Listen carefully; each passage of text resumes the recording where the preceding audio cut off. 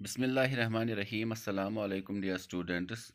I am Imran Ahmad from FEI. Today I am going to deliver a lecture on the chapter number 5 of 7th class, Rulers and Buildings. We will start from the introduction. In this chapter, we will discuss about a few buildings and temples along with the architectural and engineering skills. The 8th to 18th centuries, kings and their ministers built two kinds of structures. The first were forts, palaces, and tombs, safe, protected, and grandiose. Rulers hoped to win their praise. The second were structures meant for public activity, including temples, mosques, tanks, wells, caravansarais, and bazaars. Construction was also carried by the merchants also. मैंने पहले कहा कि इस chapter में जो हम पढ़ने जा रहे हैं मिडीवल पीरियड में, जो कि हम 8 से लेकर 18 सेंचुरी के बीच का पीरियड पढ़ रहे हैं 7th क्लास में, तो इसको हम मिडीवल पीरियड बोलते हैं। इस मिडीवल पीरियड में जो आर्किटेक्चर स्किल्स, इंजीनियरिंग वगैरह इस्तेमाल की गई है मोनूमेंट्स या बिल्डिंग्स वगैरह में, उसके बारे में हमें पढ़ना है। इसके अलावा यहाँ पे जो किंग्स वगैरह थे या उनके मिनिस्टर्स थे, उन्होंने दो किस्म के यहाँ पे स्ट्रक्चर्स बनाए, दो किस्म की कंस्ट्रक्शन यहाँ पे इंडिया में की। सबसे पहली वाली जो उन्होंने प्रेज हासिल करने के लिए की, अपने आप को ताकतवर दिखाने के लिए की, उसमें उन्होंने फोर्ट्स बनाए, पैलेसेस बनाए, टॉम्ब्स बनाए, और जो कि काफ़ी ज़्यादा सेफ एंड ग्रैंडियोस, मतलब काफ़ी ज़्यादा अद्भुत या हम कह सकते हैं आलीशान थे। The second were structures meant for public activity.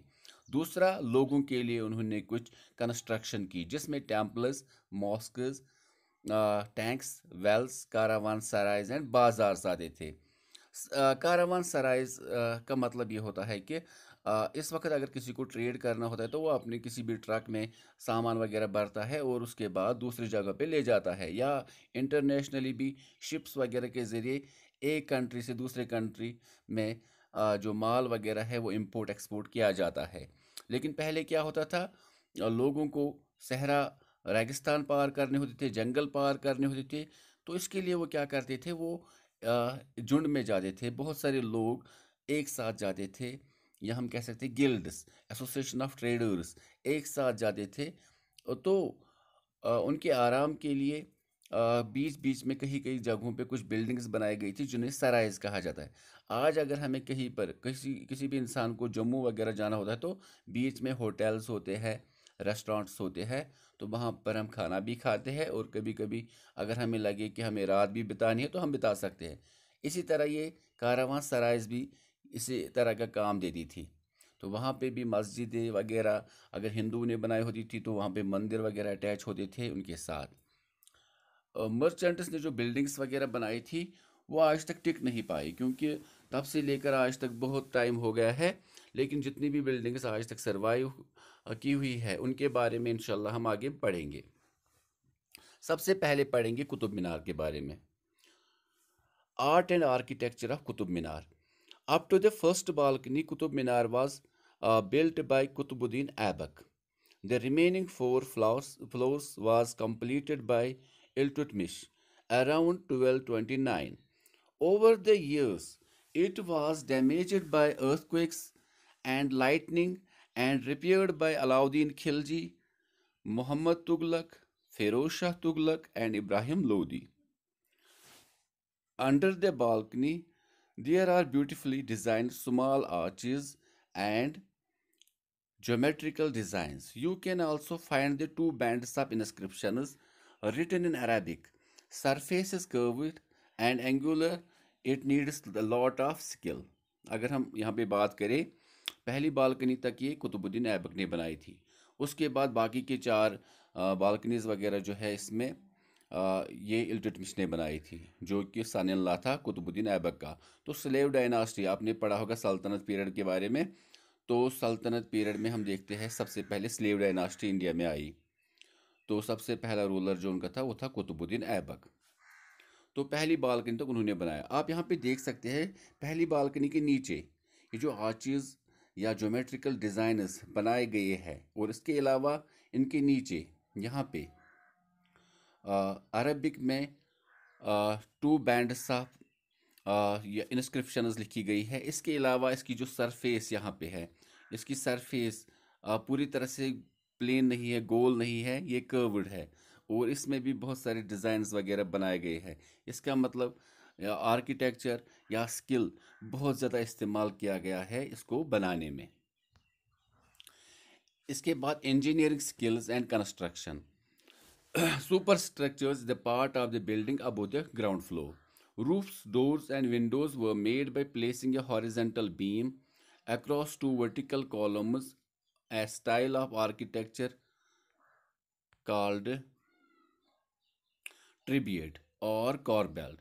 Between 8th and 13th century, the tribute style was used to construct temples, tombs, and mosques, along with buildings attached to stepped valleys called baulis. Sometimes the weight of the superstructures above the doors and windows carried out by arches called archway. Limestone cement was highly used in that period. यहाँ पे मैं बताऊंगा super structure, ज़मीन के ऊपर का जो हिस्सा होता है बिल्डिंग का, उसको हम कहते हैं सुपर स्ट्रक्चर। तो बहुत बड़ी बड़ी बिल्डिंग्स वगैरह, टेम्पल्स, मॉस्क्स वगैरह बनाए गए। इनमें जो रूफ्स, डोर्स वगैरह थे, हम कह सकते हैं 8th से लेकर 13th सेंचुरी के दरमियान काफ़ी ज़्यादा ट्रिब्यूट स्टाइल का इस्तेमाल किया गया। ये ट्रिब्यूट स्टाइल क्या था, यहाँ पे मैं आपको इमेज के ज़रिए दिखाऊंगा। यहाँ पे ये वाला, तो इसमें वर्टिकल बीम्स के ऊपर हॉरिजेंटल, हम कह सकते हैं एक बीम लगाया जाता था। तो इस तरह से कंस्ट्रक्शन होती थी। अगर इनको कोई भी डोर बनाना था, कोई भी खिड़की या विंडो वगैरह बनानी थी, तो इस तरह का इस्तेमाल होता था। दूसरा, अच्छा तो मैंने इसका नाम बताया ट्रिब्यूट। दूसरा है आर्क्वेट। आर्क्वेट स्टाइल ये वाला था। इसमें आर्क्वेट स्टाइल में हम कह सकते हैं आर्चेस का इस्तेमाल किया गया था। ये ज़्यादातर दरवाज़ों पर किया गया, गेट्स वगैरह पर ये आर्किटेक्चर इस्तेमाल किया गया।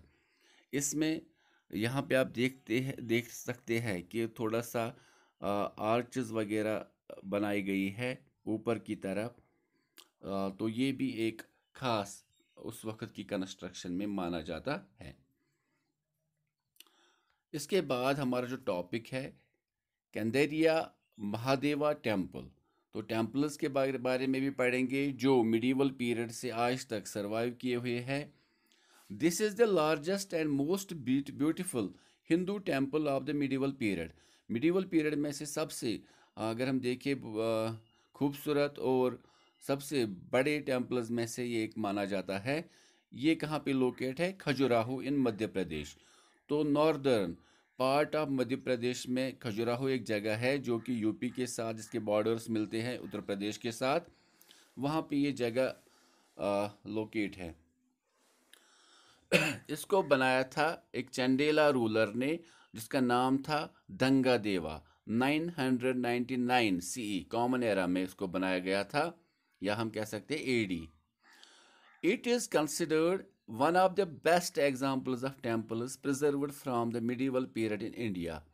तो इसको हम कंसिडर कर सकते हैं कि मिडीवल पीरियड में जितने भी टेम्पल्स आज तक सरवाइव हुए हैं या किए हुए हैं, तो उनमें से ये सबसे बेहतरीन है। Khajuraho was one of the religious capital of the Chandela Rajputs. तो चंडेला राजपूतस की जो डायनास्टी थी, उनकी रिलीजियस कैपिटल थी खजुराहो। एक्चुअली में वहाँ पे एक टेम्पल नहीं था, वहाँ पे बहुत सारे टेम्पल्स थे जिनमें बहुत सारे मूर्तियाँ वगैरह इस्तेमाल की गई थी, या वहाँ पे उनसे सजाया गया था उन टेम्पल्स को। And today is one of the most popular tourist destinations in India. इस वक्त दुनिया, मतलब इंडिया में बहुत सारे टूरिस्ट्स खजुराहो के उन टेम्पल्स को देखने के लिए जाते हैं। This temple, Kandariya Mahadeva temple, is dedicated to Lord Shiva. Image of deity was kept in the main shrine. तो इसका जो मेन, हम कह सकते हैं मेन हिस्सा है, श्राइन है, उसी में लॉर्ड शिवा की मूर्ति रखी गई है। कॉमनर्स को वहाँ पे अलाउड नहीं किया जाता। इसमें किंग की फैमिली, उनके जो मतलब करीबी मिनिस्टर्स वगैरह होते थे, या वहाँ पे जो प्रीस्ट्स होते थे, वो पूजा करने के लिए उस टेम्पल में जाते थे। बाकी आम लोगों को वहाँ पे जाने की इजाज़त नहीं थी।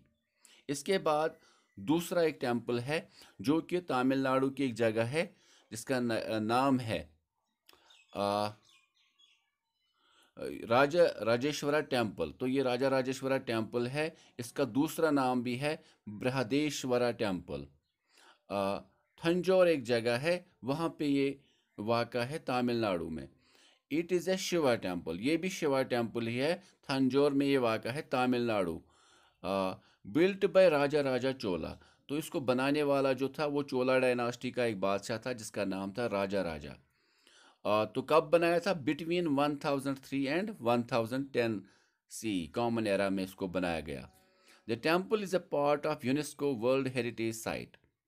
Its main feature is that it has the tallest structure among the temples of its time। तो उस वक्त जितने भी टेम्पल्स वगैरह बनाए गए थे उनमें से इसका जो शिकारा है या हम कह सकते हैं इसका जो ऊपरी हिस्सा है वो काफ़ी ज़्यादा लॉन्ग था, ऊंचा था बाकी के टेम्पल से जो उस वक्त बने थे। The temple has one of the largest Shivalinga in India. तो इस टेम्पल के बीच में जो शिवलिंगा है जिसकी लोग वहाँ पे पूजा करते हैं वो मतलब इंडिया में जितने भी बड़े शिवलिंग से उनमें से एक है वो। The temple is one of the most visited tourist attraction in Tamil Nadu. Tamil Nadu में मतलब अगर हम देखें टूरिस्ट अलग अलग जगहों पे जाने मतलब जाते हैं, विज़िट करते हैं, लेकिन यहाँ पे भी बहुत सारे मतलब विजिटर्स आते हैं इस मंदिर में। जामिया मस्जिद ओल्ड दिल्ली। तो जामिया मस्जिद ओल्ड दिल्ली ये बनाई थी शाहजहां ने। कब बनाई थी? 1650 एंड 1656 के दरमियान। तकरीबन इसका खर्चा आया था 1 मिलियन रुपीज़। 1 मिलियन का मतलब होता है 10 लाख रुपया।